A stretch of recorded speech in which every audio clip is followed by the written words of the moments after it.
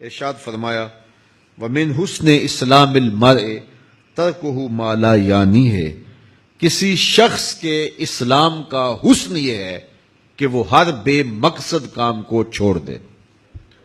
یہ اگر وہ اختیار کر لے، اپنی زندگی کے بے مقصد کاموں کو ترک کر دے تو اسلام کا حقیقی حسن، جمال اور نور نصیب ہو جائے گا۔ صبح سے لے کر شام تک آج ہی آپ جو جو کام کرتے ہیں اس میں آپ روز لکھ لیں کہ یہ میرے کام جو ہیں آج میں نے صبح سے لے کر شام تک کیے ہیں، ان میں سے کون سے کام تھے جس میں میرے دین اور میری دنیا کے لیے کوئی فائدہ نہیں تھا، تو اس کام کو منہا کر دیں۔ اگلے دن وہ کام کریں کہ جو آج آپ نے منہا کیے تھے جو ان کے علاوہ ہیں، اور کوئی نئے کام اگلے دن آپ کے معمولات میں ہوں گے تو اس میں آپ تجزیہ کریں کہ وہ کون سے کام ہیں کہ جو بے مقصد تھے۔ یہاں 1.5 گھنٹہ میں حمام پہ بیٹھا ہوں، کیا مقصد تھا میرا؟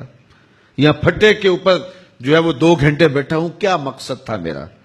یہاں نماز کے بعد باہر کھڑے ہو کر کے 15 منٹ میں جو ہے وہ نمازیوں کے ساتھ غیبت کر کے ساری نماز کا نور ضائع کیا ہے، کیا فائدہ تھا اس کا؟ تو ایک ایک اپنے لمحے کو جو ہے وہ حساب میں رکھیں، اور بے شک لکھ لیں آپ، اور اس میں جو فضول تھے اس کو ان کو کاٹ دیں کہ کل یہ نہیں کروں گا۔ اگلے دن کے معمولات ہوں گے، آپ صرف 10 دن ایسا کریں، صرف 10 دن۔ 10 دنوں کے بعد جو آپ کے پاس فہرست ہوگی اس کو اختیار کریں۔ آپ کو زندگی گزارنے کا لطف نہ آیا تو مجھے بتانا۔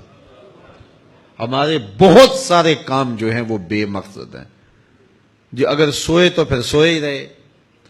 کتنا وجود کو نیند چاہیے آپ طے کر لیں، اپنے ڈاکٹر سے مشورہ کر لیں کہ ایک صحت مند وجود کو کتنی نیند چاہیے، ایک بیمار وجود کو کتنی نیند چاہیے، مجھے کتنی دیر تک لیٹنا چاہیے، کتنی دیر تک مجھے جو ہے وہ چلنا چاہیے، کتنی دیر تک مجھے بیٹھنا چاہیے، کتنی دیر تک مجھے پڑھنا چاہیے۔ تو میں اس پہ غور کروں، تدبر کروں۔ بہت ساری ایسی سوچیں ہیں جو ایسی دماغ میں چلتی رہتی ہے، تو بہت سارا وقت ہمارا اس پہ برباد ہو جاتا ہے۔ بے مقصد چیزوں پہ ہم سوچنا شروع کر دیتے ہیں، پھر آگے آگے آگے بڑھتے، پھر یہ بھی سمجھ نہیں آتی سوچ شروع کہاں سے ہوئی تھی، اب پہنچ کدھر گئے ہیں، تو کہاں سے کہاں چلتے رہے۔ تو یہ زندگی میں مراحل آتے ہیں۔ اس حدیث کی روشنی میں زندگی کو منظم مرتب کرنا چاہیں تو یہ حدیث رہنما ہے، اور اس حدیث سے زندگی کا حقیقی لطف تمہارے سامنے آ جائے گا۔